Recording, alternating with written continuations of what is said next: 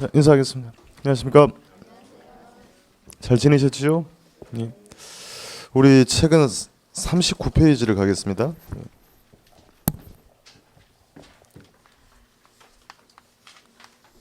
39페이지까지 했지요?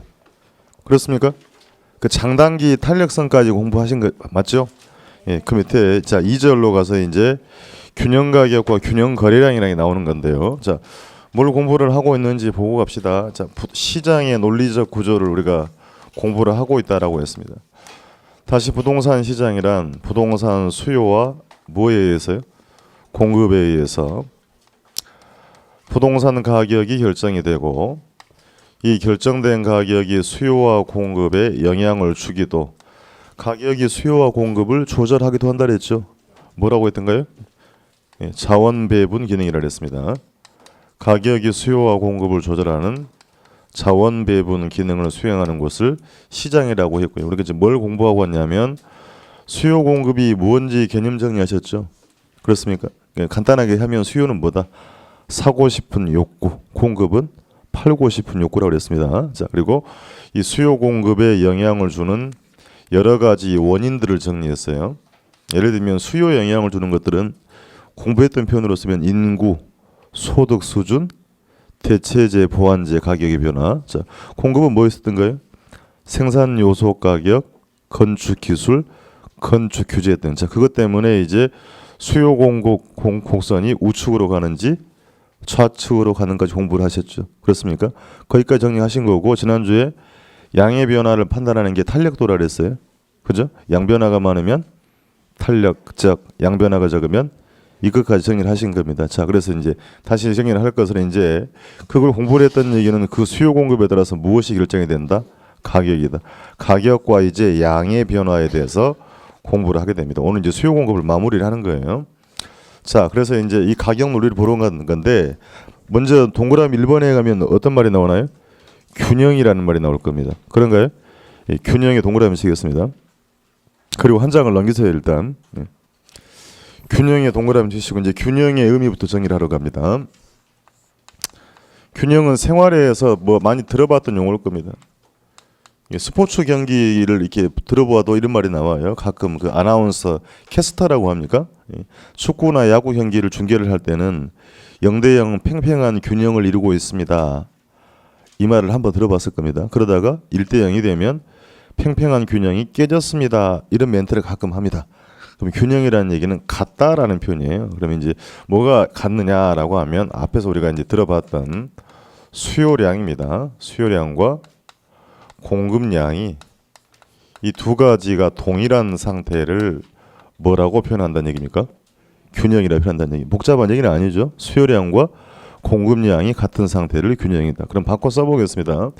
양은 우리가 Q라고 했죠. 그럼 수요는 디맨드라 했으니까 QD가 뭐다는 얘기입니까? 수요량. 이렇게 시험 문장에 나옵니다. 그러면 공급량은 Q S라고 하면 되죠. 서플라이다. 자, 그럼 수요량과 공급량이 동일한 상태를 균형이라고 했습니다. 그럼 숫자로 써볼게요. 수요량이 가령 100개라고 합시다. 공급량도 100개이면 동일하죠? 그렇습니까? 이 동일한 상태를 뭐라고 하고? 균형이라고 하고. 그러면 가격은 무엇과 무엇에 의해서 수요와 공급에 의해서 결정이 된다고 그랬으니까 수요량 공급량이 동일한 상태에서 결정된 가격이 가령 5,000원이라고 한다라면 이 5,000원을 앞으로 우리는 균형 가격이다 이렇게 표현을 하겠다는 얘기입니다.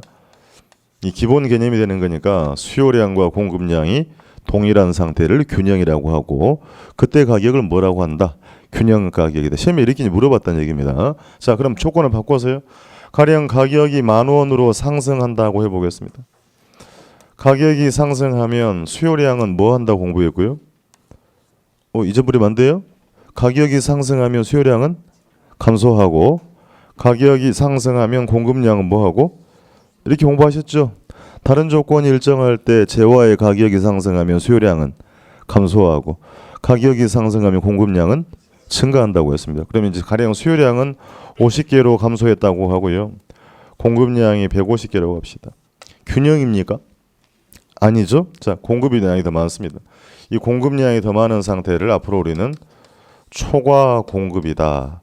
이렇게 표현하겠습니다. 용어 자체를 정의를 하는 겁니다. 자, 수요량보다 공급량이 많은 상태를 초과 공급. 자, 그러면 10,000원이란 가격은 균형 가격입니까? 아닙니까?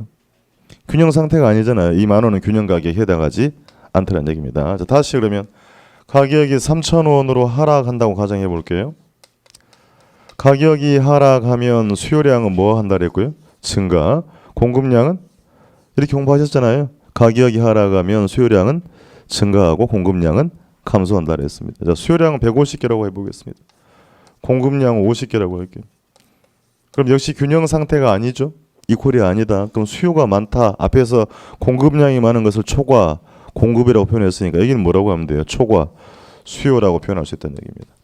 역시 균형 상태가 아니고 3,000원도 그러면 균형 가격에 해당하지 않다라는 얘기. 이렇게 시험을 한번 물어본 적이 있어요. 그래서 계산 문제를 묻고 있는 게 아니고 용어의 정리가 됐냐고 묻는 거니까 수요량과 공급량이 동일한 상태를 균형이라고 하고 그때 가격을 균형 가격이라 표현하겠다. 자, 그러면 이제 거기 표부터 먼저 확인하겠습니다.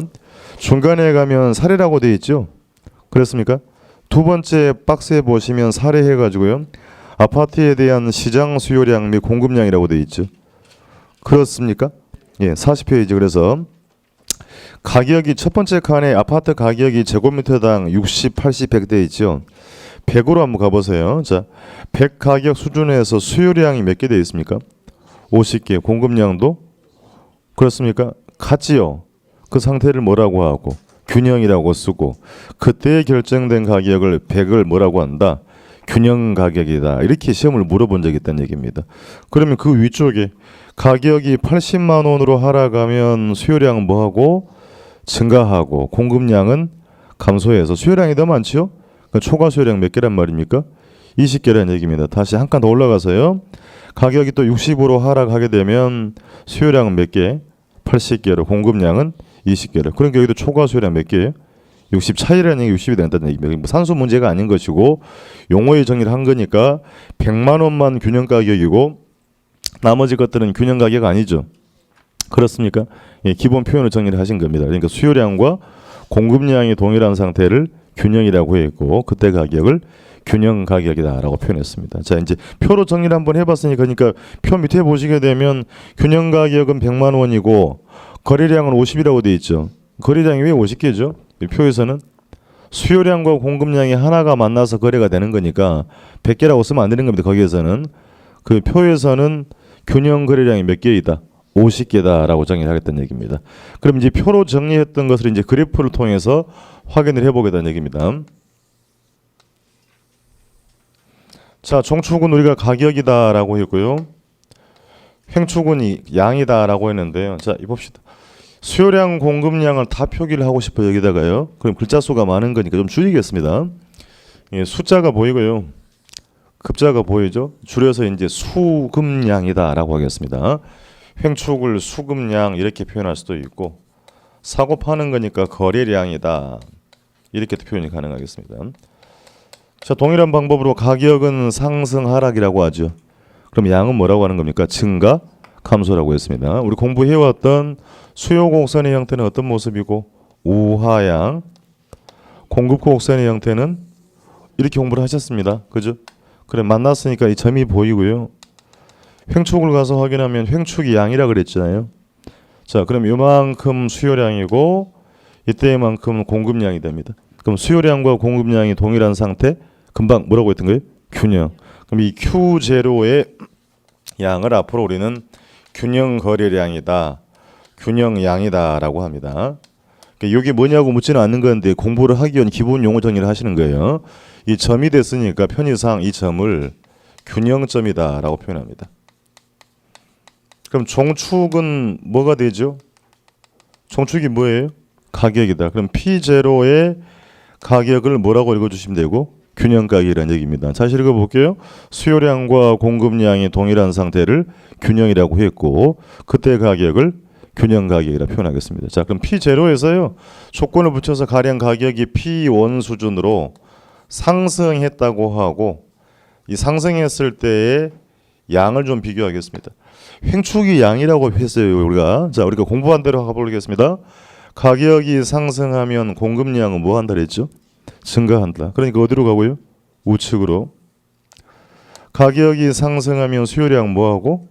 감소하고. 자, 그러니까 여기 지금 수요 곡선 아니에요. 얘는 뭐고? 공급이고. P1 수준에서 지금 양을 비교하고 있는 겁니다. 그러니까 가격이 상승하면 공급량은 뭐 했고요? 증가하고 수요량은 감소했다. 그러면 일단 이 부분만 보면 공급이 더 많죠.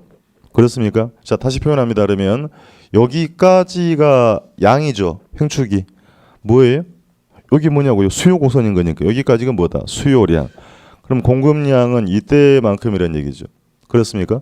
그럼 제가 다시 풀 표현했던 이만큼이 공급이 더 많은 거니까 이 상태를 뭐라고 읽어준다? 초과 공급이라고 읽어주는 겁니다. 이제 그래프가 복잡한 내용은 아니에요. 공부한 대로 갑니다. 다시 가격이 상승하면 공급량은 증가하고 상승하면 수요량은 감소한다 했으니까 이 크기만큼 초과 공급이 발생했다. 그럼 초과 공급이라는 얘기는 공급 물량이 많다는 얘기죠. 그렇습니까? 공급이 많다는 얘기니까 그럼 시장 기구가 가격 기구가 제대로 움직인다면 가격은 오르겠어요, 내리겠어요? 물량이 많다는 얘기입니다. 그럼 내린다는 얘기예요. 그럼 가격은 하락 압력이 있어서 하락하여서 다시 균형 수준으로 회귀한다라고 지금 공부를 하는 겁니다. 초과 공급이 발생하면 가격 임대료는 뭐 한다? 하락한다는 얘기입니다. 그럼 반대로요. 자, 가격이 P2 수준으로 하락한다고 가정하고 또 그때 또 양을 비교합니다. 횡축이 양이라 그랬잖아요. 자, 가격이 하락하면 수요량은 뭐하고? 증가하고 하락하면 공급량은 뭐하고? 감소해서 다시 그러면 이 크기만큼은 수요가 더 많다는 얘기죠. 그래프를 다시 좀 세부리 보면 이게 공급 곡선이죠. 그렇잖아요. 그러니까 이때만큼이 뭐가 된 거고요? 공급량이고 자 이만큼은 뭐가 된 거고요? 수요량이 된 것이고 이 크기만큼 수요량이 더 많아서 초과 수요다 이렇게 표현하겠다는 얘기입니다. 그러면 수요가 우리가 뭐라고 그랬냐면 수요는 사고자 하는 욕구라 그랬죠. 그렇습니까? 상품에 대한 그러면 수요가 많으면 사고자 하는 사람이 많아지면 가격은 어떻게 되겠어요? 오를 거라는 얘기입니다. 그래서 올라서 균형수는 다시 회귀한다 이런 과정을 공부를 하시는 겁니다. 일단 물어봤던 표현은 이런 식이에요. 초과 공급이 발생하면 가격 임대료는 뭐하고? 하락하고 초과 수요가 발생하면 가격 임대료는 상승하더라. 지금 뭘 보시는 거냐면 가격은 무엇과 무엇에 의해서 수요와 공급의 결정이 되는 건데 균형을 이탈해서 급등 급락하더라도 다시 어디로 균형 수준으로 회귀하려는 경향이 있다는 걸 공부를 하신 겁니다. 이제 앞으로 이게 굉장히 중요한 표현이에요. 가격은 계속 오른다? 그거 아니라는 얘기입니다. 가격은 다시 어디로 균형으로 되돌아가는 경향이 있다는 얘기입니다. 그럼 이제 이런 시장을 앞으로 우리는 뭐라고 표현하냐면요. 잘 들으셔야 됩니다. 완전 경쟁 시장이라고 합니다. 또 처음 듣는 얘기니까요. 그럼 완전 경쟁 시장은 현실에는 없습니다. 이상적인 시장 모델이라고 합니다. 학자들이 붙여놓은 겁니다. 중간에 자 경쟁이라는 말을 빼버리면 그냥 이걸 볼게요. 완전 시장이죠. 그렇습니까? 그럼 시장이 완전하다라고 하면 누가 개입을 하지 않더라도 집중하셔야 돼. 수요 공급 작동이 원활해서 언제나 균형이 달성이 되고 설사 균형을 벗어나서 초과 공급, 초과 수요가 되어도 보이지 않는 손해에서 다시 균형으로 회귀해서 더 이상 균형 상태를 벗어나지 않는 이상적 모델을 완전 경쟁 시장이라고 표현합니다. 자, 그러면 완전 경쟁의 상태에서는 언제나 균형이 달성이 되죠. 시장이 완벽하다면 항상 어디로 간다고요? 균형으로 가더라냐. 그러면 완전 경쟁에는 균형 가격이 성립하더라는 얘기입니다. 지난주 용어 정리였던 것처럼 가격이 수요와 공급을 조절하는 거 네 글자로 뭐라고 그랬던가요? 자원배분이다. 그러면 그게 언제나 가능하니 완전 경쟁의 상태에서는 효율적 자원 배분에 성공한다고 합니다. 자, 가격이 수요와 공급을 조절하는 걸 자원 배분이라 그랬죠.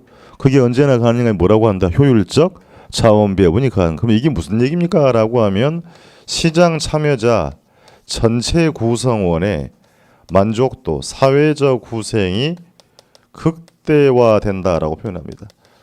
그래서 이제 다시 정의를 하면 이게 무슨 얘기냐? 자, 균형의 액면적인 표현은 뭐였어요? 수요량과 공급량이 동일한 상태란 얘기인데, 그럼 균형의 의미가 뭘 말한다는 얘기고 효율적 자원 배분이고 사회적 후생이라는 얘기는 전체의 만족도가 극대화된다는 얘기입니다. 자, 이제 의미를 느껴볼 겁니다. 가령 목욕탕 이용료가 5,000원이라고 할게요. 균형 가격이 5,000원이라는 얘기입니다. 그럼 가격에는 어떤 의미가 좀 포함되는지 확인 한번 해봅시다. 자, 시장 참여자 중 수요자는 가격을 지불하고 본인의 주관적인 만족, 효용 극대화를 위해서 행동한다고 했죠. 그렇습니까? 우리 기본 정의하신 거 아니에요? 수요자는 뭘 위해 행동한다? 효용을 위해서 행동한다라고 했어요. 그러면 댁에서 목욕을 하는 것보다 목욕탕 가서 5,000원을 지불하는 것이 내 만족이 크다라고 생각했겠죠. 그러니까 5,000원 지불하신 거 아닙니까? 그러니까 댁에서 하는 것보다 목욕탕 가는 게 넓은 공간에서 자유롭게 물도 먹고 뭐 샤워도 하고 등등 여러 가지에 더 만족이 있다고 생각했으니까 5,000원 지불했겠죠. 그렇습니까? 그러니까 이 균형 가격의 의미, 수요 곡선의 높이에는 개별 수요자의 주관적인 만족, 효용이 반영이 되어 있다는 얘기입니다. 만족이 없었으면 5,000원 지불 안 했겠죠. 그럼 이제 반대로 물을 겁니다. 목욕탕 업자 입장에서는 5,000원 안에는 목욕탕을 운영하는 데 비용이 들어가죠. 그렇습니까? 그럼 비용을 충당하고도 적정한 이윤이 있다고 생각했겠죠. 우리가 이제 어르신들 얘기로 장사꾼은 밑보는 장사 안 한다 이 얘기예요. 그러니까 좀 더 내면적인 얘기는 가격 안에는 공급자에 뭐가 반영이 돼 있다? 비용이 반영돼 있고 비용 충당하고도 적정한 이윤이 있을 거라고 생각했으니 5,000원이란 가격이 형성되었겠죠. 그렇습니까? 다시 그러니까 가격의 즉 공급 곡선의 높이에는 공급자의 비용을 충당하고도 적정한 이윤이 반영이 되어 있다는 얘기입니다. 그래서 이제 이 균형 가격에 해당하는 이윤을 앞으로 우리는 정상 이윤이라고 표현합니다. 용어 정의하셔야 됩니다. 균형 가격에 해당하는 이윤을 뭐라고 한다? 정상 이윤이다. 우리 학계로는요. 이런 게 뭐냐라고는 안 물어보는데 이게 뭔지를 모르면 굉장히 난감해져 버리는 겁니다. 자, 다시 균형 수준에 해당하는 이유는 뭐라고 한다? 정상이유. 그럼 정리를 한번 해보겠습니다. 이 균형 가격 5,000원을 통해서 수요자와 공급자가 모두 만족에 이르고 있죠. 따지면 그 가격을 통해서 수요자 모두 지불하고 본인의 만족이 커지고 있고 이 가격을 통해서 사고 싶은 거 모두 구입할 수 있다는 얘기가 되는 거고 공급자는 재화를 공급하고도 비용 충당하고도 남는 이윤이 있다라는 말이 되는 거니까 시장 참여자 전체의 만족을 뭐라고 읽어준다? 사회적 후생이라고 합니다. 시험장이 이렇게 물어봐요. 그러니까 이런 용어가 나오기 때문에 용어를 아셔야 됩니다. 개별 주체의 만족을 뭐라고 쓰고요? 효용, 전체의 만족을 사회적 후생이라 하더라는 얘기입니다. 그 후생이 극대화되는 시장을 뭐라고 쓴다? 완전 경쟁 시장. 그럼 이제 이걸 묻는 게 아니고 우리 공부하는 시장은 부동산 시장이죠. 자, 얘는 현실에 있다 없다? 없어요. 현실의 시장은 전부 다 불안전 시장입니다. 그럼 부동산 시장도 불안전 정도가 심하다라고 이제 물어보는 겁니다. 그러면 정리를 해볼게요. 부동산 시장은 완전 불안전, 불안전 경쟁 시장이다. 그럼 시장에 맡겨두면 균형 가격이 성립한다는 얘기입니까? 아니니까 묻는 거예요. 아니니까요. 균형 가격이 성립되지 못하고 그럼 시장에 맡겨두면 가격이 수요와 공급을 조절하는 게 원활하다? 그렇지 않다. 효율적 자원 배분에 실패한다라고 합니다. 지난주에 우리가 이렇게 공부했어요. 자, 기억을 되살려 보면 가격이 상승해도 토지의 물리적 공급은 전혀 늘어나지 못한다. 용도적 공급을 늘리고 싶어도 바로 늘릴 수 없죠. 단기의 비탄력적, 장기에 이렇게 공부하셨죠. 가격이 공급을 조절하는 걸 뭐라고 한다? 네 글자로요. 자원 배분. 그러니까 가격이 상승해도 하락해도 수요량 공급량 조절이 쉽지가 않다는 얘기입니다. 읽어볼게요. 효율적 자원 배분이 뭐하더라? 실패하더라. 그럼 결과 사회적 고생 극대화되지 않죠. 사회적 고생이 감소하게 된다고 합니다. 그럼 이 후생 감소의 문제는 시장에 맡겨두면 시장 스스로 해결할 수 있단 말입니까? 아니다는 얘기입니다. 그러니까 이러한 문제는 정부의 시장 개입의 근거를 제기하게 된다. 이제 이렇게 물어보게 돼요. 그래서 이제 확인할게요. 지금 뭘 공부를 하신 거냐면 가격은 어디로 돌아가는 경향이 있다? 균형으로 돌아가는 경향이 있는데 어떤 시장에서? 완전한 시장은 언제나 균형으로 한다는 얘기입니다. 자, 이게 굉장히 중요한 얘기예요. 상품의 가격이, 주식의 가격이, 부동산 가격이 균형을 벗어나서 급등하거나 급락하면 모두가 행복해진다? 아니란 얘기예요. 그러니까 부동산 가격이 계속 오른다고 해서 경제가 성장한다고 해서 주가가 오른다고 해서 모두가 행복해지는 것은 아니라는 얘기입니다. 그 가격이라는 게 균형 수준을 벗어나게 되면 전체 구성원의 만족도가 떨어지는 문제, 사회적 고생이 감소한다는 얘기입니다. 우리가 생활로 가볼게요. 국제 유가가 1배럴당 2, 3년 전에요. 는 $100 넘었습니다. 그럼 지금은 1배럴당 어느 정도 한다고 들어봤어요? 되게 $40 왔다 갔다 합니다. 그럼 국제 유가는 판토막이 났죠. 고점 대비하면. 그죠? 그럼 균형 가격이 다 아니다. 아니다는 얘기입니다. 그러면 소비자들 쓰는 가격은 물론 이제 판토막 나진 않았어요. 그러니까 이 가격 이 $100 할 때 한 많이 지불하시면 2,000원 지불하셨을 것 같고 지금은 한 1,400원, 1,500원대죠. 그렇습니까? 좀 기분은 별로 안 좋죠. 이게 반토막 났는데 이게 반토막이 안 났으니까 이제 이 기름 장사 하시는 분들은 거기에 세금이 많이 들어서 이런 논리를 하긴 합니다만 그러면 느낄 건 뭐냐면 휘발유 가격이 균형을 벗어나서 많이 내려왔잖아요. 그렇습니까? 그럼 쓰시는 분은 효용이 높아지죠. 그렇잖아요. 그러면 정유 화학업체는 어떻게 돼요? 마진율이 떨어지는 겁니다. 그러니까 이 균형 수준을 이탈하게 되면 누군가의 후생이 감소가 되는 문제가 있어요. 다시 아파트 가격이 급등하면 모두 행복해져요? 소유주는 행복해지는 거죠. 집 사신 분은요. 그럼 집을 살려고 했던 분은 어떻게 되는 거예요? 불행해지는 수밖에 없다는 얘기. 그러니까 그래서 이 중요한 의미라는 얘기예요. 균형 상태가 전체 구성원의 만족이 커지는 뭐다? 후생이 극대화되는 건데 부동산 시장, 현실의 시장은 전부 다 뭐하다? 불안전하더라. 그럼 불안전한 시장에서는 균형 가격이 성립되지도 않고 가격이 수요와 공급을 조절하기 어려워서 효율적 자원 배분에 실패한다. 결과 사회적 고생은 감소하더라. 제가 구체적인 사례를 보겠습니다. 자, 우리가 초과 공급이라는 표현을 공부해봤어요?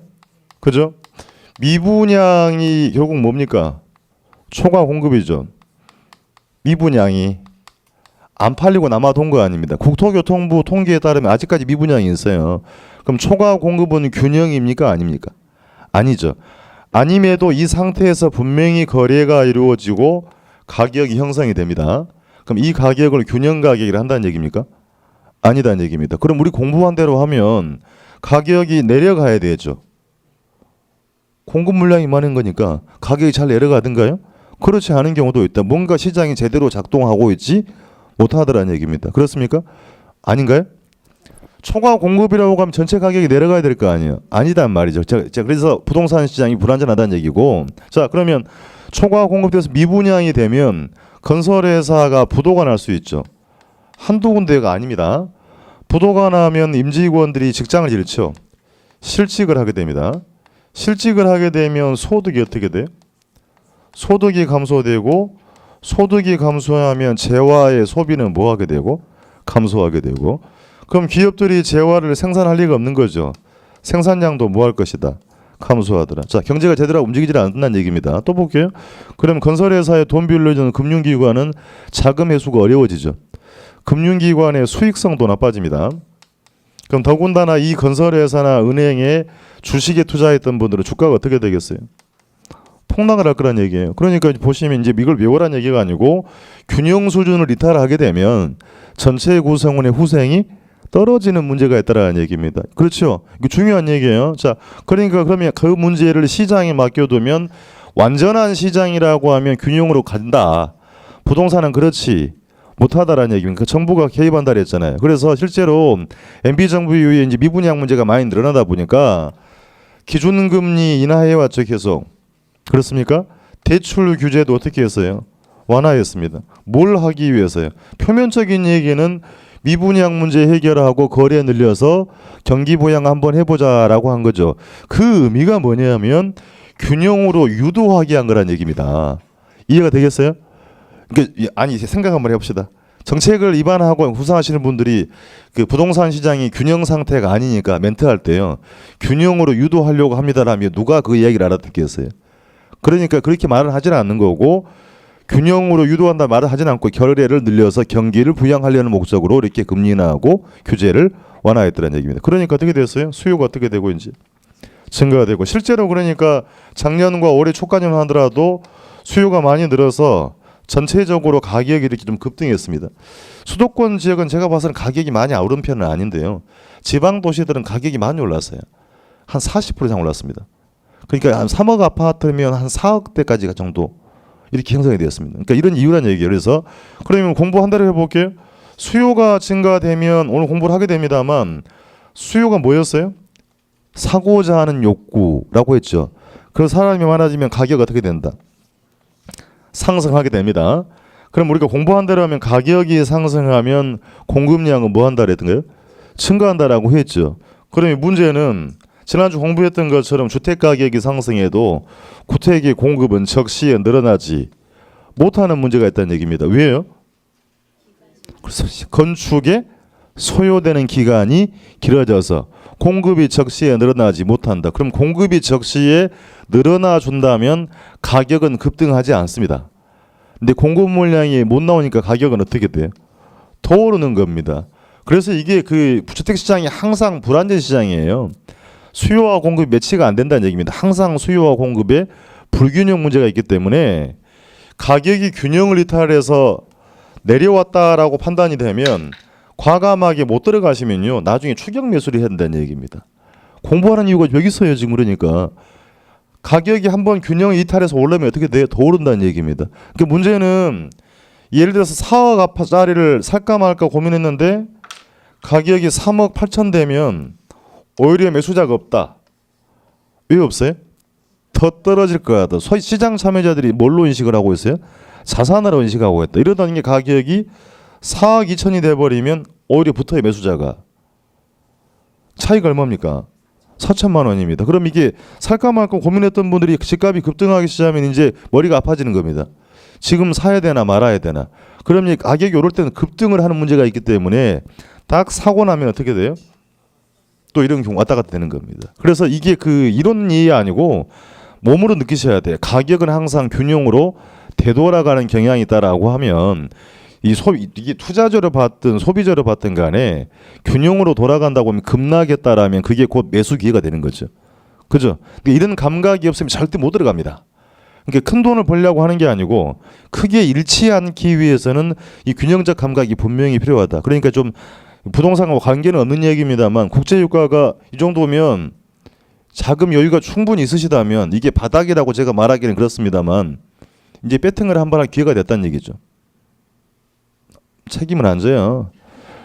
그러니까 뭐 기름을 사서 이렇게 쌓아놓아서 놓는 것이고요. 정유화학회사의 주식을 사서 2, 3년 담궈두는 방법도 아주 좋은 방법이 되는 겁니다. 실제로 그러니까 이제 이렇게 크게 내려왔잖아요. 이유는 여러 가지일 거 아닙니까? 국제유가가 내려가는 이유는 원유 공급이 많다든지 아니면 수요가 없든지 둘 중에 하나일 거 아니에요.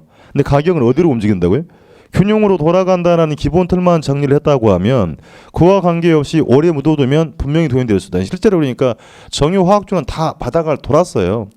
그럼 바닥을 돌아서 영업이익이 팍팍 늘어나는 게 아니죠. 조금 이렇게 늘어난다는 겁니다.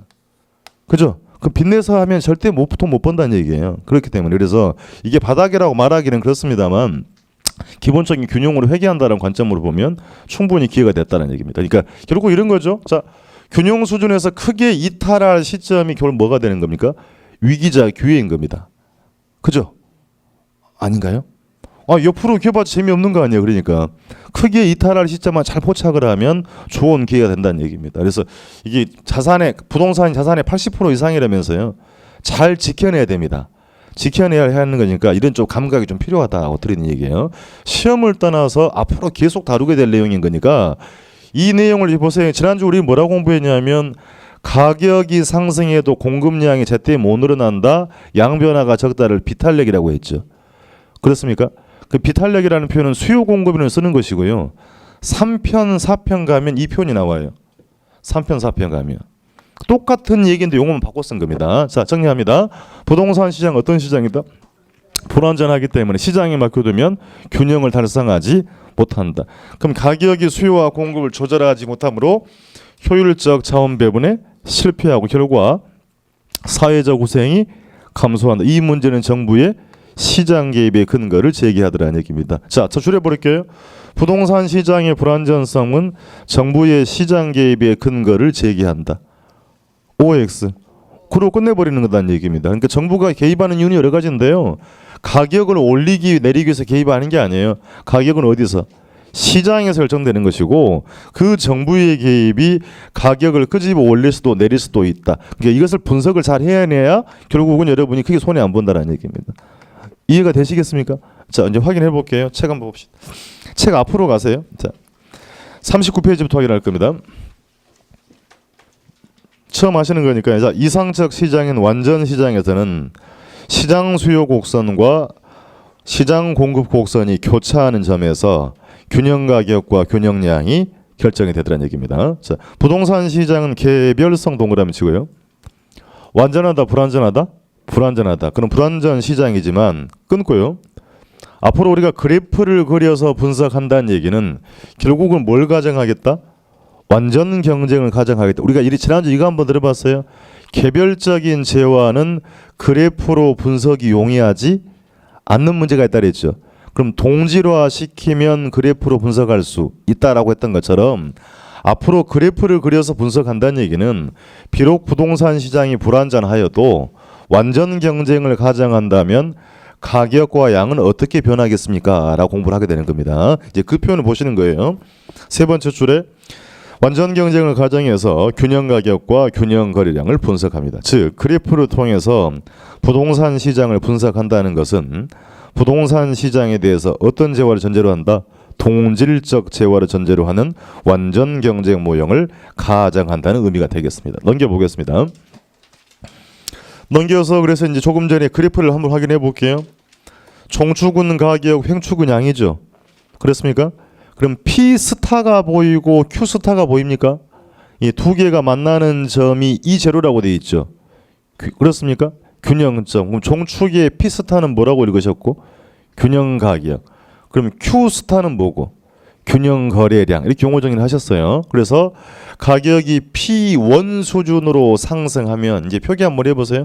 가격이 상승하면 공급량은 뭐하고 증가하고 가격이 상승하면 수요량은 뭐해서 감소해서 초과 공급이 되었다는 얘기입니다. 그렇습니까?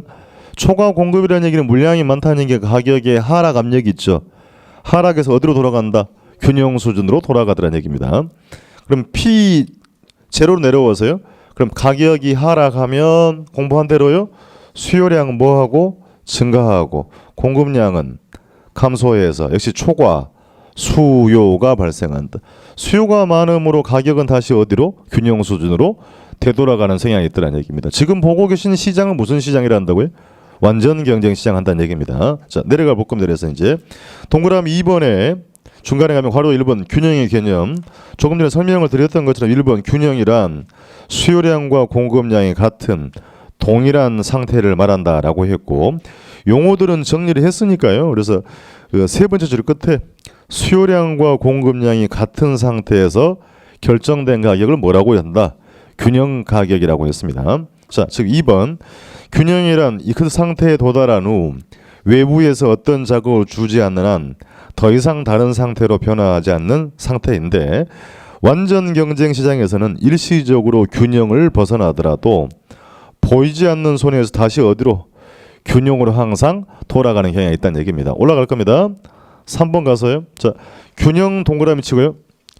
균형 상태에서는 수요자와 공급자가 모두 만족이란 말이 보입니까? 동그라미 치고 조금 전에 제가 그걸 뭐라고 했니? 뒤에 있어요. 사회적 우생이 뭐 된다? 극대화된다. 읽어보겠습니다. 즉 균형 수준에서는 수요량과 공급량이 일치하고 있어서 초과 공급, 초과 수요가 발생하지 않고 이 균형 가격 하에서 수요자들은 사고 싶어하는 것을 모두 살 수 있고 끊고 공급자들은 팔고 싶어하는 것을 모두 팔 수 있어서 수요자, 공급자가 모두 만족하게 되므로 이제 밑줄 쫙 갈 겁니다. 시장 참여자의 전체 만족도 사회적 고생이 극대화된다. 이런 시장을 우리는 완전 경쟁 시장이었습니다. 자, 그럼 다음 줄에 정리하면 그럼 완전 경쟁은 언제나 균형이 성립하죠? 가격이 수요와 공급을 원활하게 조절해서 효율적인 자원 배분이 되죠? 그렇습니까? 결과 사회적이 뭐 된다? 후생이 극대화되는 이상적 모델이다. 그 논리를 알고 가셔야 이제 밑에 가면 박스 있죠. 키포인트 별표 가시고요. 그럼 현실의 부동산 시장은 어떤 시장이다? 불안전 시장이다. 자, 현실의 부동산 시장은 불안전한 부동산의 특성으로 인한 불안전한 시장으로 시장기구 스스로 균형이 성립되지도 않고 끊고요. 가격이 수요와 공급을 조절하는 것이 원활하지 않아서 효율적 자원 배분에 뭐하더라? 실패하게 된다. 따라서 시장 기능에 맡겨두면 스스로 알아서 해보라고 하면 사회적 고생이 감소한다고 그랬죠. 그럼 이러한 문제는 정부가 부동산 시장에 개입하는 근거를 제기하. 이게 굉장히 중요한 표현입니다. 그러니까 이 표현은 이 수요 공급 파트는 잘 안 물어보고요. 3편이나 4편 가서 나오는 얘기니까 좀 잘 받을 필요가 있겠습니다. 이해가 되겠죠? 자, 그러니까 정부가 시장 개입한 이유는 여러 가지인데 느끼고 갈 것, 균형을 크게 이탈하게 되면 누군가의 후생이 감소하는 문제가 있다. 그죠? 그래서 정부의 정책은 균형을 유도하기 위한 정책을 구사하다. 그럼 그 과정에서 가격이 오를 수도 내릴 수도 있다는 걸 감안을 하시라는 얘기입니다. 그러니까 그 정부가 가격을 끄집어 올리고 그렇게 할 수가 없는 거예요. 가격은 어디에서? 시장에 결정되는 건데 그 정책 규제 등이 때에 따라 가격을 급등시키기도 하고 가격을 내리기도 하는 이런 특성이 있더라니 그걸 잘 분석을 해낼 필요가 있다라고 드린 얘기였습니다. 자, 그래서 괄호 2번, 3번은 이 그래프의 균형으로 가는 과정을 써놨으니까 거긴 하나만 읽어볼게요. 그래서 동그라미 2번 가보세요. 괄호 2번에 동그라미 2번. 2번에 가시게 되면 초과 공급이 발생할 때에는 가격이 어떻게 됩니까? 하락하죠. 초과 공급 발생하면 가격 임대료는 뭐 하더라? 하락해서 균형으로 간다는 얘기고요. 다음 줄에 자 괄호 3번으로 가세요. 괄호 3번에 동그라미 2번. 2번 초과 수요가 발생할 때는 가격 임대료가 뭐 하더라? 상승해서 균형으로 되돌아가는 경향이 있더라는 얘기입니다. 거기는 참고로 한번 읽어봐 주시면 되겠습니다. 자, 넘겨볼게요. 이제 그래서 넘겨보시면 이제 이 논리를 가지고 자 타이틀을 보시면 수요 공급 변화에 따른 가격과 양변화라고 돼 있죠. 그렇습니까? 자, 이제 아까 읽어봤던 것처럼 이렇게 하는 겁니다. 부동산 시장이 불안전 시장이더라도 완전 경쟁을 가정한다면 가격과 양은 이제 어떻게 변하겠습니까? 라고 묻는다는 얘기입니다. 자, 그래서 이제 지난주 공부했던 거 활용하는 겁니다. 시험을 낼 때는 다른 조건은 일정하다고 합니다. 자, 이 표현의 의미는 뭐죠? 그러면 다른 건 고려하지 말고 주어진 조건만 답을 하시라는 얘기입니다. 첫 번째 경우입니다. 공급은 불변이고 쓰실 거 아니고요. 책에 다 있으니까. 수요가 증가하면 이렇게 주고요. 이 상태에서 가격과 양이 어떻게 변합니까? 라고 묻는 겁니다. 일단 용어 정리는 해드릴 거니까 공급이 불변이라는 얘기는 공급은 변하지가 않고 수요만 뭐한다? 증가한다는 얘기입니다. 자, 그래프 먼저 볼게요. 종축은 가격, 횡축은 뭐라고 했고요? 양했습니다. 그럼 우하향하는 수요 곡선, 공급 곡선이었습니다. 최초의 균형 수준입니다. 최초의 P0, Q0입니다. 이제 출발할게요. 이제 뭐가 증가한다? 수요가 증가한다. 그러면 D0가 움직여야 되죠. 어떻게 움직여야 됩니까? 예, 지난주 공부하기를 증가하면 우측, 감소하면 좌측 했으니까 우측으로 보냈어요. 그래서 새롭게 D1을 써주시고 그럼 D1과 S0가 만나는 균형점이 바뀌었죠. 최초 이 점에서 이렇게 바뀌었으니까 그러니까 직선으로 쫙 그어서 확인해 볼게요. 그럼 가격은 뭐했고요? 상승했고 양 뭐했다? 증가했다는 얘기. 이렇게 묻는 겁니다. 자, 그러면 지난주에 이 수요 곡선이 우측으로 이동하는 요인을 공부를 했어요. 기억나는 대로 보자면 당해 지역에 인구 유입이 늘어나거나 혹은 소득 수준이 향상이 되면 아파트의 수요는 증가한다. 어디로 이동? 우측. 그럼 가격은 뭐하고? 상승하고 양도 뭐하더라? 이렇게 묻는 겁니다. 이거 하기 위해서 공부를 하신 거예요. 자, 또 가볼게요. 대체재 가격이 상승하면 대체재가 뭐였던가요? 대체재란 바꾸어 쓰더라도 효용이 유사한 재와 그럼 이 복잡하게 볼 게 아니고요. 비싸면 산다 안 산다? 그럼 대체재의 수요는 뭐하고? 감소하고 그럼 해당 아파트의 수요는 증가하죠. 어디로? 우측으로. 그럼 아파트 가격 뭐 하더라? 상승한다라고 하는 겁니다. 자, 보완제 가격이 하락합니다. 보완제란 함께 쓸 때 효용이 높아지는 제와 보완제 가격이 하락하면 보완제 수요 증가되죠. 여기서 고민을 하시면 안 돼요. 가격과 수요랑 무슨 관계? 그게 딱 몸이 배워야 되는 겁니다. 인간이 합리적 행동한다 그랬잖아요. 그럼 보완제 수요 뭐하고? 증가하고 해당 아파트 수요도 증가해서 가격은 뭐하더라? 상승하고 양도 이렇게 묻는 것입니다. 자, 그러면 이제 수요 감소로 가볼게요. 공급은 불변이고 수요만 감소한답니다. 예, 그래프를 이제 시험장에서 그리라고 하지 않는데요. 보는 능력은 필요한 겁니까? 일단 한번 그려볼 겁니다. 우하향하는 수요 곡선, 우상향하는 공급이다. 최초값을 먼저 표기를 하셔야 됩니다. 그럼 P0, Q0 표기하고 수요 감소니까 이제 D가 또 움직여야 되죠. 어디로요? 좌측으로. 자, 왼쪽으로 이동시킵니다. 이동을 시켜서 이렇게 가서 D1 써주셔야 혼동 안 돼요. 그럼 D1과 S0가 만나는 점이 여기 있죠. 그러면 가격은 어떻게 되었고? 하락하였고 양 뭐했다? 감소했다는 얘기입니다. 수요가 감소되면 가격은 하락하고 균형량도 감소하게 됩니다. 세 번째 볼게요. 세 번째는 공급의 증가라고 해봅시다. 그러니까 수요는 불변이고 공급만 증가됩니다. 종축은 가격, 횡축은 양, 제로. 자, 우하향하는 수요 곡선, 공급 곡선입니다. 최초 균형 수준. 공급만 증가한다고 했으니까 이게 어디로 움직여야 됩니까? 우측으로 가야지요. 가볼게요. 자, 이렇게 이동을 시켰습니다. S1 써주시고 그럼 S1과 D0가 만나는 점이 여기 생겼잖아요. 그러면 가격은 어떻게 된 것이고 하락한 것이고 양은 뭐한 것이다? 증가했다. 자, 가격은 하락하고 양 증가했습니다. 그러면 또 지난주 공부했던 걸로 하면 공급 변화 요인이 있었죠. 읊어봅시다. 공급 변화 요인. 생산 요소 가격, 그러니까 생산 요소 가격이 하락하면 건축 자재 가격 등이 하락하면 공급자의 비용이 줄어들고 공급은 뭐 하더라? 증가한다라고 했잖아요. 공급이 증가됐으니까 가격은 뭐하고? 하락하고 양은 증가한다. 건축 기술의 진보. 아파트 건축 기술이 발달하면 동일 가격에서 공급이 뭐합니까?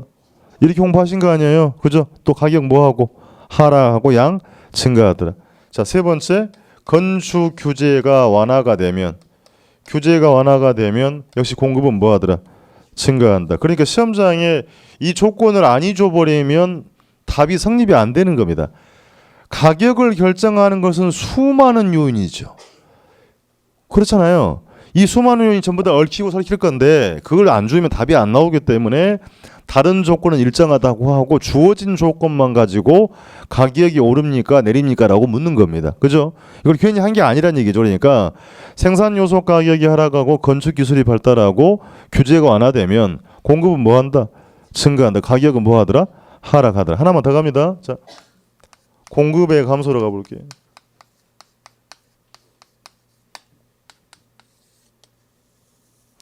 종축은 가격, 횡축은 양, 우하향하는 수요 곡선, 공급 곡선.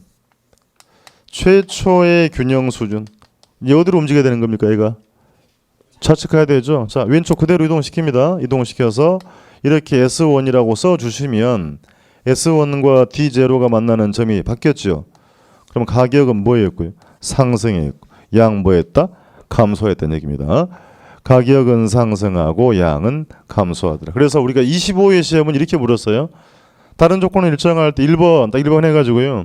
공급은 불변이고 수요가 감소하면 가격은 상승하고 양은 감소한다. 수요가 감소하면 가격은 뭐한다? 하락한다. 그럼 이게 5가지 지문이 나오는데 시험장에서 이걸 그래프를 그리시면 시험을 실패합니다. 이제 그래프를 앞으로 연습을 하시는 이유는 조기에 완성을 하시라는 얘기예요. 조기 완성을 한 5, 6월 이후로는 그래프를 그리고 계시면 안 됩니다. 이걸 그리시다 보면 어느 순간에 여러분들이 정리가 돼버려요. 시험장이 요구를 하는 건 뭐냐면 가서 그리시라고 하는 게 아니고요. 이것만 보고 답이 나와야 한다는 얘기. 그걸 요구를 하는 거란 얘기입니다. 그래서 자, 용어 구분해 볼게요. 증가 감소라는 표현이 보이죠? 이 증가 감소가 가격을 말하는 겁니까? 양을 말하는 겁니까? 양이라 그랬어요. 우리가 양 증가 감소라 그랬죠. 그러니까 증가 감소가 뭘 의미한다? 양이다. 자, 수요가 증가됐으니까 양 뭐했고? 증가했고. 수요 감소니까 양 뭐했고? 감소했고요. 공급의 증가라고 했죠. 양 뭐했고? 증가했고. 공급의 감소니까 양 뭐했다? 감소. 그래서 용어 정리 잘 하시라는 얘기입니다. 증가 감소는 무엇이다? 양이라 그랬어요. 가격은 뭐라고 읽었고요? 상승 하락이라고 했습니다. 자, 또 물어보는 방법 또 이렇게 물었습니다. 균형인 상태에서 건축 자재 등 생산 요소 가격이 하락하면 아파트의 가격은 상승한다. 양은 증가한다. 균형인 상태에서 생산 요소 가격의 하락은 어디에 영향을 줘요? 공급에. 공급자의 비용이 줄어들죠. 공급은 뭐 합니까? 증가한다. 우측 같잖아요. 그럼 가격은 뭐 하고? 하락하고. 상승하면 안 되죠. 가격은 하락하고 양은 뭐 하더라? 증가하더라. 그러니까 이런 지문이 1번부터 5번까지 5개가 나오는데 일일이 다 그래프를 시험장에서 그리시면 시험을 망친다는 얘기입니다. 그래서 숙달이 되는 걸 요구를 하는 거예요. 최근의 문제 경향은 이걸 알고 있느냐, 해결이 가능하냐고 묻는 문제가 아니고요. 시간을 당겨서 빨리 풀 수 있느냐는 문제가 많습니다. 그런 문제가 많기 때문에 이 그래프를 이제 연습을 하는 이유는 조기에 좀 완성을 숙달할 필요가 있다라고 하는 것입니다. 하시다 보면 이것만 보고 답이 나온다는 얘기입니다. 또 물어봤습니다. 이렇게 물어봤어요. 자, 다른 조건 일정하고요. 아파트의 균형 가격의 상승 요인에 해당하지 않는 거 물어봤습니다. 가격은 무엇과 무엇에 의해서? 수요와 공급을 묻는 겁니다. 1번 해당 지역의 인구 유입의 증가, 2번 아파트 주변 환경의 개선, 3번 아파트 건축 기술의 진보,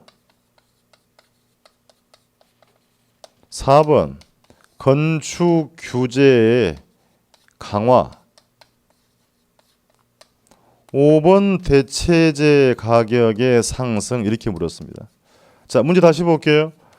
가격의 상승 원인에 해당하지 않는 거 물어봤죠. 그렇습니까? 가격은 무엇과 무엇에 의해서? 수요와 공급에 의해서. 가봅시다. 다 들어봤던 내용들이잖아요. 인구 유입은 어디에? 수요에. 그러니까 수요가 뭐 한다 그랬고요? 증가한다. 그럼 곡선은 어디로 이동? 우측으로. 이렇게 지난주에 여기까지 하신 거잖아요. 그럼 우측으로 이동하니까 가격 어떻게 된다? 여기잖아요. 그러니까 수요 곡선이 우측으로 가니까 가격은 뭐 하더라? 상승하더라는 얘기. 이렇게 묻는 겁니다. 그러니까 이런 것을 일일이 다 그리게 돼버리면 시간이 다 가버린다는 얘기예요. 자, 다시 아파트 주거 환경이 좋아지면 역시 어떻게 돼요? 아파트 수요는 증가되고 가격은 뭐하고? 상승한다. 그렇습니까? 건축 기술의 진보로 어디에 영향을 줍니까? 공급에. 공급이 뭐한다? 증가한다. 공급이 증가되니까 어디로 이동? 우측으로. 오늘 하신 거 아니니 또. 자, 공급만 증가됨으로 가격은 뭐한다? 하락하더라는 얘기입니다. 그러니까 이제 이걸 가격이 하락이라고 답을 해야 되는 건데 공부가 아니 돼 있으면 어떻게 답을 하냐면요. 건축 기술의 진보가 있으면 주택의 품질이 좋아지겠구만. 주택 가격이 오르겠구만 하고 엉뚱한 답을 내버립니다. 가격은 무엇과 무엇에 의해서요? 수요와 공급이다. 그걸 묻고 있는 거예요. 자, 건축 규제가 강화되면 공급이 어떻게 돼요? 감소하죠. 그럼 가격은 이렇게 했어요. 공급이 감소하면 가격은 뭐하더라? 상승하더라는 얘기입니다. 자, 빨리 뇌 구조 속에 증가라는 말은 긍정적이고 감소라는 말은 부정적이라는 뉘앙스를 가지고 있으면 빨리 던져야 됩니다. 그러니까 이 감소 그러면 왠지 좀 부정적인 생각이 든다는 말. 그런 게 물음이 않는 거니까 공급이 감소되면 가격은 뭐했다? 상승하고 양은 뭐하더라? 감소하더라는 얘기입니다. 자, 마지막 대체재의 가격은 어디에? 수요에. 대체재의 가격이 상승하면 대체재의 수요는 감소하죠. 해당 아파트 수요는 증가 우측으로 가잖아요. 수요 곡선 우측 갔으니까 가격은 어떻게 된다? 상승하더라는 얘기입니다. 답이 3번이 됐죠. 이런 식의 문제예요. 그러니까 이것을 다 그래프를 그릴 수가 없다. 시험장 가서 숙달이 돼서 이것만 보고 답이 나와야 하더라는 얘기입니다. 그러니까 사실은 난이도가 높은 문제는 아닌데 공부를 풀어가는 논리를 모르면 굉장히 난감해지는 문제가 됩니다. 무슨 말씀인지 알겠죠? 예, 우리 이제 그 그래프는 2편부터 출발해서요 3편, 4편까지 그래프가 나옵니다. 그 시험장에는 그래프를 그리라고 하지는 않습니다. 원리를 모르시면 굉장히 답답해질 수밖에 없는 것이기 때문에 여유가 있을 때 좀 해볼 필요가 있다라고 당부드립니다. 아시겠죠? 자, 그럼 요 네 가지만 보고 잠깐 쉬었다 갑시다. 시간이 많이 흘러갔으니까 이거 지우지 말고요. 쉬었다 가겠습니다.